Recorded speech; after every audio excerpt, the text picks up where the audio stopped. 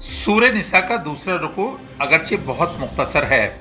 इसमें सिर्फ 4 आयात हैं, मगर इनमें जो मजमून या हुक्म पोशीदा है वो विरासत के मुकम्मल कानून की एक तफसीर है और विरासत के मौजू पर इन्हीं 4 आयात से इस्तेफादा हासिल करके कई कुतुब लिखी गई हैं। इंसान इस दुनिया में मौजूद है तो हर कदम पर जिंदगी गुजारने के लिए एक राह अमल मौजूद है, और जब वो दुनिया से चला गया तो फिर इसके माल व असबाब और दौलत का क्या होगा। यहाँ पर भी कुरान की रहनुमाई मौजूद है। औलाद, बीवी, माँ बाप, बहन भाई, किसे कितना हिस्सा मिलना है, ये सब अल्लाह ने वाज़ेह कर दिया।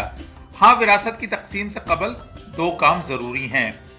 सबसे पहले फौत होने वाले शख्स पर अगर कोई कर्ज है तो वो अदा किया जाएगा।